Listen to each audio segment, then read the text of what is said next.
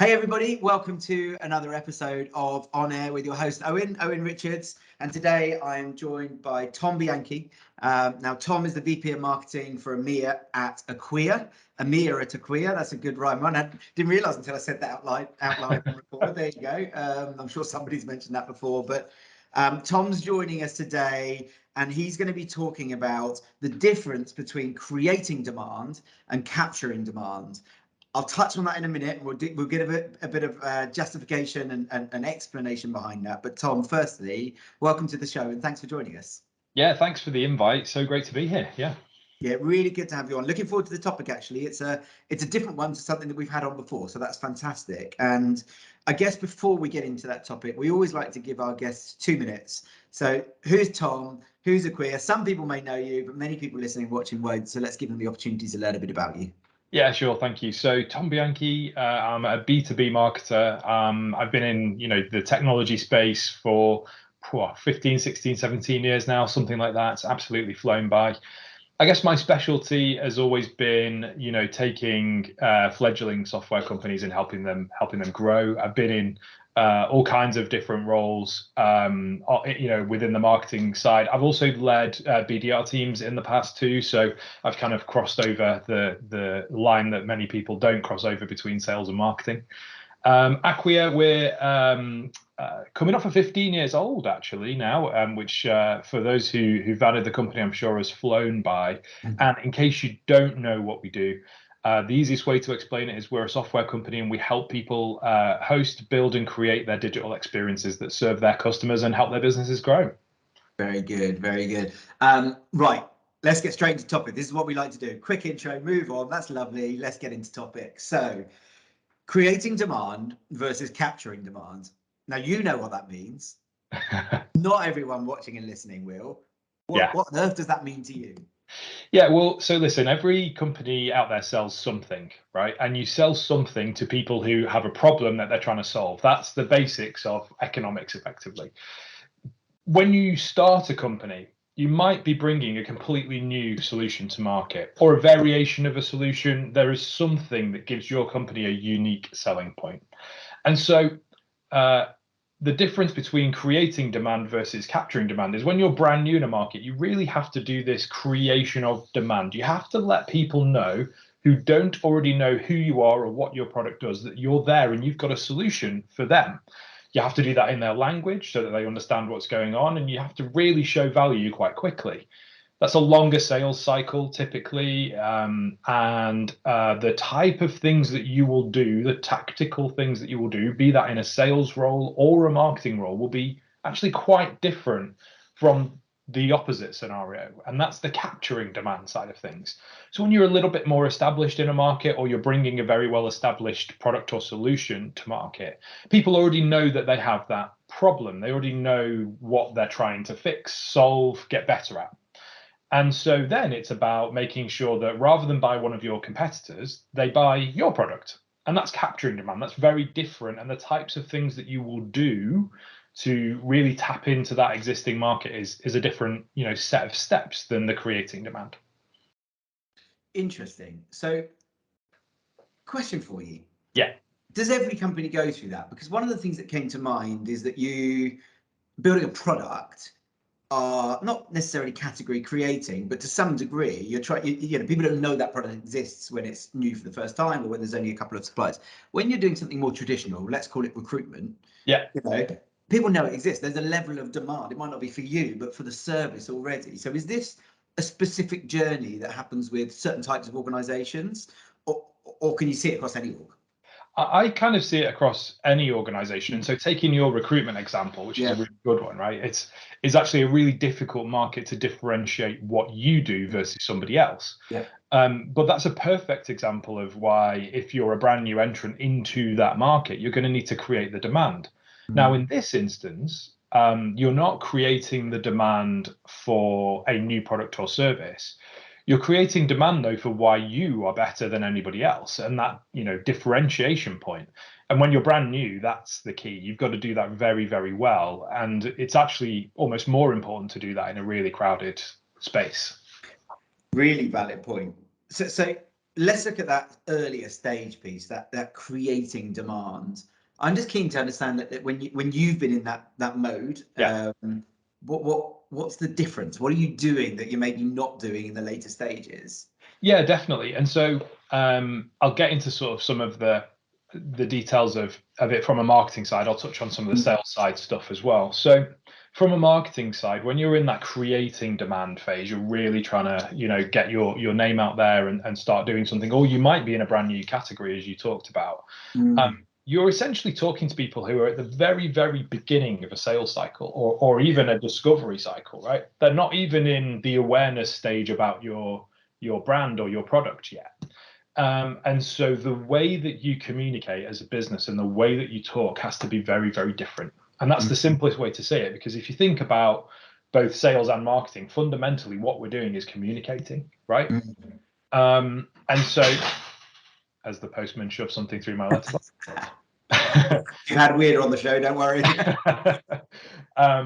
So yeah, if you're communicating with an audience, right, the things that you're going to be saying at that stage are very, very different. You're probably going to be talking really about the problem that you're solving rather than the solution. Yeah. Now, to a degree, you're always doing that, but you're doing it at a really hypothetical stage.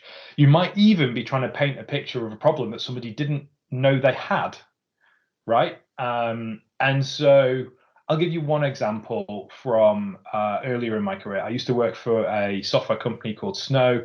They've got an IT asset management solution. What's that mean in plain English? Essentially, they help companies understand what licenses for software that they have so that they don't ever go above their license entitlement, use more software than they should be. Or conversely, they've not got what's called shelfware, where it's just sat on the shelf and no one's using it, and you're paying a subscription fee for it. You may as well get rid of it, right? So anyway, that market didn't exist a long time ago. And at the time, one of the things that happened is there was a very big software company that many people will know, even if you're not in the software industry, and that's SAP. And they went through a phase where even with some of their best customers, they did license audits. And they came in, they said, how many licenses are you using versus the licenses that you own? Yeah. And they sued a really big drinks manufacturer called Diageo. Everyone might not know the name Diageo, but if you drink Smirnoff vodka or you have a pint of Guinness, you've bought a Diageo product, right? They sued them successfully for £54 million. And guess what? The chief information officer got fired, right? And so we started to communicate to the market, and I think one of the breakthrough programs that we had, and this wasn't just a marketing program, this was a business-wide program. We started talking about how do you make your CIO indispensable? How do you make that person so important to your organization that they become a true asset? And then you start having conversations with CEOs of really big companies, because we're talking about helping their business move forward to the next stage of its journey. We didn't talk at all about software licenses. We didn't talk at all about license management, but we were trying to create demand for a brand new category. And that's that difference in communication style. That's that difference compared to capturing demand, where really you're going to get a little bit more into the weeds of the problem. We might there start talking in this example about how you should understand, your license commitments and what that means and how you can save money. And here's a calculator to help you save money and, all those kind of things. So I think that's a great example of, the two worlds. Yeah. As you were talking then, and feel free to back me down if I'm wrong in this. I've got that old quantity and quality mindset or argument in my head, that it feels like when you're talking about the creating demand, you're a lot more not open to a lower quality, but it's a lot more about driving volume. It's a lot more about getting people knowing you're there, and you're probably more prepared to accept that you might get people who are not as far along the sales cycle, not as qualified, looking for different reasons, curious, whatever, versus later when you're capturing, it feels like there's more of a justification for being a bit more picky and choosy, and maybe you've earned the right to do that as well.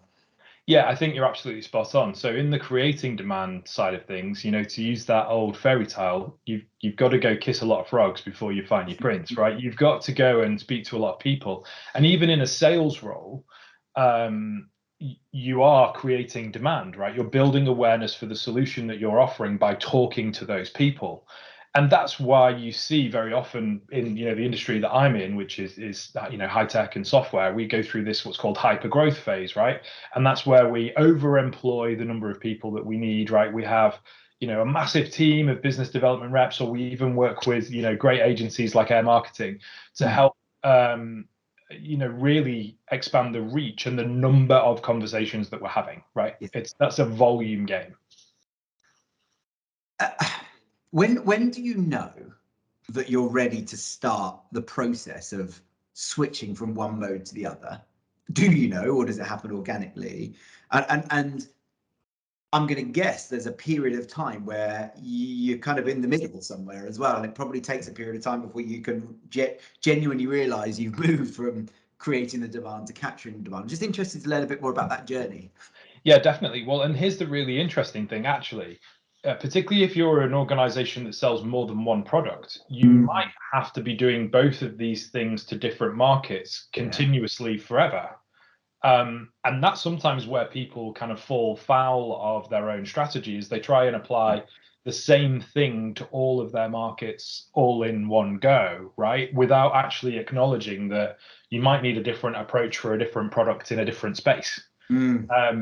So the real answer to that question is actually you've got to have great self-awareness, not only of your entire business and where you're at, but actually of the individual solutions that you provide to solve those market problems. From my own experience, typically in a software space, you do go through just a gradually natural, kind of organic switch to more of one than the other. I would say you never go, it's not like a complete light switch effect. You don't ever stop doing one. You just start to do slightly more of the other, right? Acquia, for example, we're in that space now where we're starting to move more to capturing demand, right? Pretty much every business has got a website. We help them, build their websites, and we think we've got a great product that does things that other people's products don't. But every business has got a website, so we're definitely more towards the capturing demand than creating demand side of things. It's really interesting. I want to explore this notion. There's just this concept around efficiency. So we've talked about that beginning part, and where you're prepared to compromise on quality a bit to get the volume, to get the brand awareness. It's as much about being known as it is about being bought from. And you talked about overhiring, going faster than's comfortable, and that immediately, as a small business owner, takes my head to where's the profit, where's the efficiency in there. Sometimes I'm guessing there's a conscious compromise around, we're going to go faster, we're going to hire more, we're going to spend more, we're going to accept that the margin might not be there. I mean, a lot of software companies don't make profit for however many years. And we're going to accept that we're spending a lot of money and kissing a lot of frogs, for to use your phrase again, so that we get to the point where we tip from create to capture a lot faster. And it feels like there's a level of discomfort you probably have to go through in that phase that most people running a business wouldn't necessarily naturally acknowledge or be comfortable with. Yeah, exactly. And you get to the phase where, yes, you are now trying to, I guess what's a good way of thinking about it is it's almost, working for a software company, at least, is almost like your own career in many respects. When you're at the beginning of your career, you're doing everything, and you're not necessarily the best at doing everything, but you're just so energetic that you give every single thing that you could ever think of as a way to solve that problem a go. And over time, you start to learn, actually, well, this one works really well, so that's the thing that we're going to get really good at doing. Well, that's the same with a company. And I think now that Acquia's, 320 million in revenue, growing really nicely, we're at that phase now where it's like, we know what works for which products, and so we're now making sure we're kind of Jedi level skills at the things that work for our business. And that makes us more efficient in converting the demand that's out there into revenue for us. So your expectation would be that conversion rates will increase, the volume, the top of funnel doesn't need to be as high because we're spending more time fishing in the right pond. We've got more inquiries coming in that are the right person at the right time. Exactly. And so one of the processes that we're actually going through again this year, and we do this almost annually now as we learn more about ourselves, We are, if there's any marketers out there that are listening, you'll know what a marketing qualified lead is. For everybody else, just to be clear, this is somebody who's made an inquiry, either through your website at an event. It could be anything, right? But you've converted them, and they've kind of raised their hand and said, "Oh, hi, I'm interested in talking to you." Some of those leads are hotter than others, and if you're a salesperson, you'll probably say that none of them are ever hot. Go away, market. But we're starting to really understand where our buyers are at in their journey, and so we're constantly improving how we score our leads. And which sounds crazy, bear with me, we're now passing less leads to our sellers than we were before, because we're constantly improving the quality of lead that we pass to our sellers, right? And so the goal is that over time we make not only the marketing things that we do more efficient, but we make the best use of our salespeople's time, which gives them more time to do more things that add value in closing revenue, rather than sitting there following up leads that don't go anywhere. We want them to only really speak to the leads that are going to go somewhere. Yeah, it's interesting. I had this conversation this morning with somebody about how optimizing something is more often about reducing the time spent on things that don't work than it is about doing more of the things that do.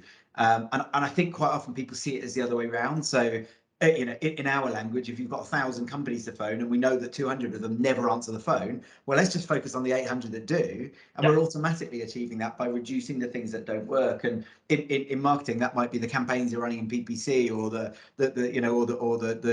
messaging, or where you're advertising, whatever it might be. And I think it's a really valid point that your salespeople can get more out of fewer leads if they're focusing more of the time. Because guess what? The best leads get a lesser experience, because they're busy dealing with all of the ones that never should have got there in the first place. And I think very, very interesting mindset. I want to just flip to the measurement piece. We touched on this before we talked, before we went live on this. I'm keen to understand how you measure success in that earlier creating demand stage versus how you measure it in the capture, because I guess there are some differences. Yeah, definitely. And so from a marketing perspective, and I'll try and make sure I don't speak in a foreign language too much here, but when we're in the creating demand, right, one of the key measurements that we'll look at, and if ever you speak to somebody who's in the social media space, you'll hear this word a lot, but we're really looking at the reach of the program. So reach is how many people saw what we did, right? And that's that kind of brand building awareness phase. Many salespeople, and I don't mean to brush all of them with the same brush, but it's something that I hear a lot. Think, well, awareness and brand awareness, that doesn't get me leads. I counter that with, it does if you're in the creating demand phase.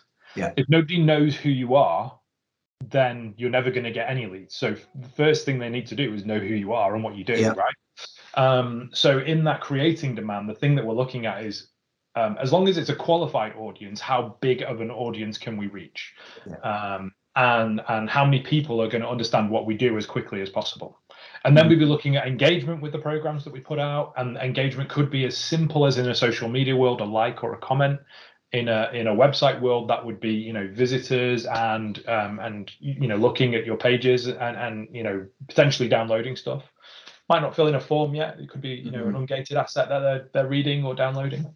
An event, that could be coming to listen to your presentation, but then not coming and talking to you at a trade show booth, right? That sort of, those sorts of measurements are the things that you're looking at in the creating demand side of things. When you go to capturing demand, from a measurement perspective, you're always going to be looking at a very typical funnel. So how many inquiries did we have? How many of those turned into a conversation? And everyone will have a different terminology for how you use or measure these things internally. And then how many of them turned into closed won deals, and what revenue was that? And those two sides of the marketing funnel, those two halves, the top and the bottom of the funnel, really, I think, paint the picture. For us, as we move more to the capturing demand side of the funnel, like you said, we're now looking at optimizing those conversion rates. So it's not about just stuffing the funnel with as many people as you can get in there. It's about how efficient are we at converting through that funnel. It's interesting because I stumbled on that quantity versus quality thing earlier. Just I could sense it in the way you're talking. And I mean, we're back there, aren't we? We're back with Actually, the creating demand is all about volume of reach. It's all about brand awareness. It's all about people knowing you exist, knowing what you can do, whether they're relevant, whether it's time relevant, qualified or not, it doesn't matter. Or perhaps it does matter, but it's not. Yeah. It's not the driving force. Versus later, you're talking about how can I get more of those to move to that stage, more of those, and it starts about quality of experience, buyer journey, all those sorts of things. I'm keen to understand now where you are on this journey, because it feels like you move more towards that capturing, and so I'm keen to understand that. I love data, and I love hearing what people are looking at every day. What are the numbers that you're looking at in your job every day? What are the things that you're looking for improvement in, and what are the metrics that are important to you right now? Yeah, great question. So I'm going to get into some of the weeds of some of the tactics that we've changed as well to try and Please. point. And so you heard me talk a minute ago about how understanding the specific requirements of the audience that's shopping for a specific product, right? Mm-hmm. It's not about a blanket approach for the entire business. And as Acquia has grown, we've developed new products. We've also acquired other companies and brought those into a portfolio and started selling their products. And so each of these products or groups, small groups of products, are at slightly different stages. Yeah. And what we've done to try and optimize our own funnel and our own marketing process and sales process is we've grouped these products into effectively, and this is a very internal Acquia name, but we call them landing zones. And we call them landing zones because when people are coming inbound to us, they're coming to our website. And so those areas of our website that talk about those pain points, we then categorize as a landing zone. Yeah. And inside each of those landing zones, there might be a whole different array of products or solutions, and we need to talk about those in a really specific way that sounds natural to the audience that's buying those products. So what we've been doing is focusing really hard on how we communicate about those products. What are the words on the page? Does it read well? Does it have the information at the right part of a web page, even for somebody who's researching that journey? And therefore, some of the really early metrics that we look at as we start to optimize our more inbound focused, our capturing demand, part of our business is how much time are people spending on a page? How many conversions do we get on the page? Has the organic traffic and our paid traffic both been increasing? You don't want just your paid traffic to increase because you're basically just buying views on your website, right? You need the natural audience that's just coming organically to your website to increase as well.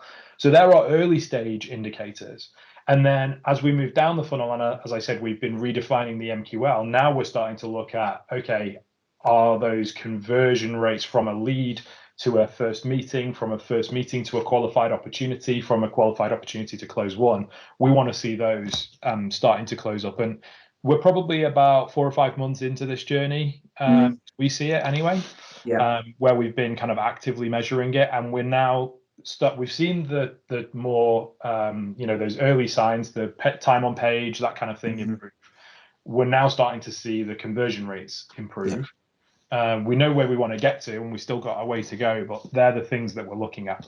Yeah, it's fascinating. I think when you touched on that organic traffic piece versus paid, that's a really interesting metric, isn't it? Because when you start to hit that tipping point of actually people are coming without us leading them on, leading them there. They're coming by their own accord, and I think that's a really interesting one to look for.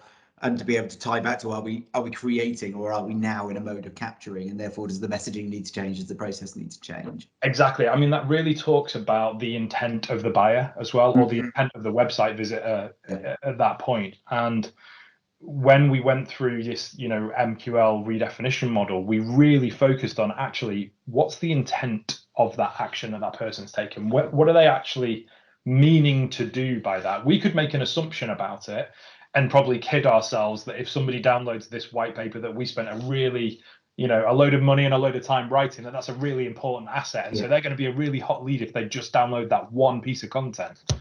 Are they, or are they just interested in what's in the in the document?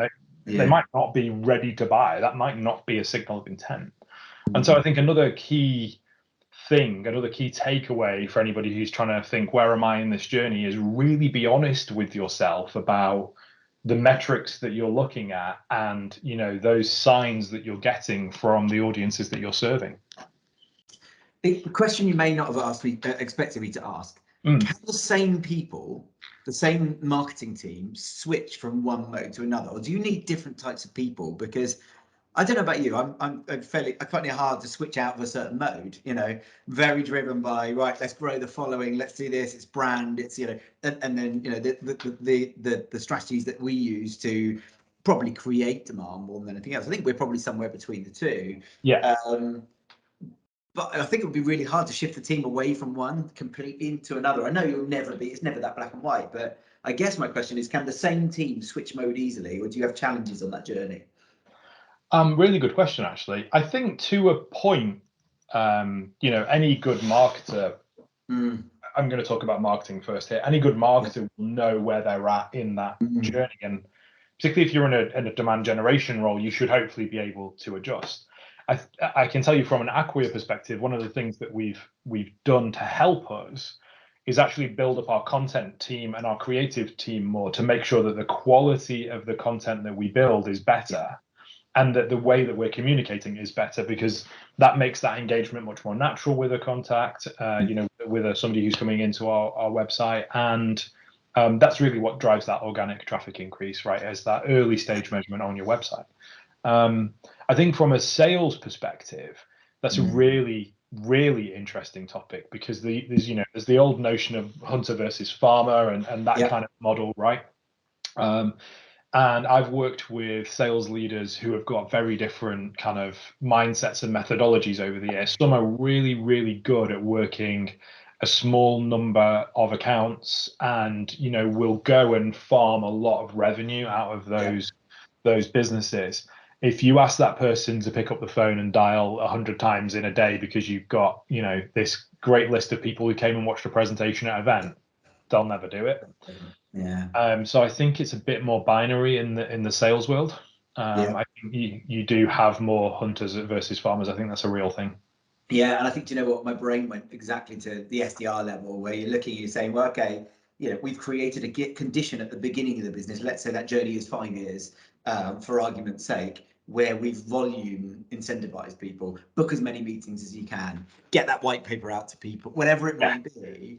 And then to take those people and that team whose culture, DNA, way of working is all driven by number metrics, and say, right, now I want you to say no to people. Now I want you to not book a meeting with these people if they look like that. That's challenging. I've been in that kind of environment. I'd argue you probably do need, if not different people entirely, you certainly need a different leader or very, very different processes and structures. And it would take a good change management process to get you from A to B on that in sales. And that was exactly where my mind went, is that, you know, do you actually need a business mentality to execute? And it feels like you do, and that might be a gradual journey over a period of time. But yeah, very, very interesting topic. I have to say, kudos to you. Not a topic I've thought about. You know, not a topic that I don't think I've consciously, I haven't heard the phrase, but never consciously thought about that journey. And when do you go on that journey and how do you do it? So absolutely fascinating. I really, really appreciate your insight and your learnings. Just like to say, one piece of advice from what you've done so far, if there's something that sticks out for you, for people who are on this journey who have suddenly done what I've done and gone, where are we? Are we capturing it? I'm not sure. What would it be? What would be the advice that you give to somebody to make that work? Yeah, I think the easiest thing to do in your own mind, right, is keep telling yourself that you're doing a good job, because we're all trying to motivate ourselves every day to come in. And sometimes, you know, when you're on a journey, there are those days when it's a slog, right? The hardest thing to do is to ask yourself the really difficult question and give a truthful answer. And so if you don't feel ready to do that, get somebody else to ask you that question. Right. And that seems really basic. But for us, the person that asks us that really difficult question all the time, and I give him a shout out because we really appreciate it when he asks him this question, is our CEO, Mike. Absolutely fantastic at asking the right question at the right time. Not because he doesn't trust that you're doing a good job, not because he thinks that you've done something wrong, but he's just making sure that you're aware and present and in the moment of where we are as a business. So ask yourself the difficult question, or get somebody to ask it for you if you're not ready. Love that, Tom. Great piece of advice. Look, first and foremost, thank you. Thank you for coming on the show. Thank you for sharing your experience, your learnings, your thoughts and ideas around that topic. Who can Acquia help? Who should be talking to Acquia? Anyone with a website by the sounds of things, but maybe be a bit more refined than that, as we're in capturing demand and not creating demand mode. Yeah, who can get in touch, or who should be getting in touch with you, and how can they do so? Yeah, definitely. Well, listen, the businesses that we help have all reached a point with their website, right? Everyone's already got a website, but what you're trying to do normally, if you're talking to Acquia, is make your customers' experience with your business better. And that's where we really excel. On one side of the business, yes, we help people host websites. We've also got a marketing cloud, which is our suite of products to help marketers. And there we're looking at, with our customer data platform, for example, what's the next best action that you can take with that conversation with your end consumer. So all of those things together, we help build great digital experiences for companies. So if you're interested, yeah, look me up, give me a chat, and we'll get things going. Sounds good, Tom. Look, thank you so much. Really appreciate it. Yeah, as I said to you at the beginning, I learned something in every one of these conversations, and I learned more than average on this one, that's for sure. So very much appreciate you coming on. Thank you. Yeah, thanks for having me. It was great to be here.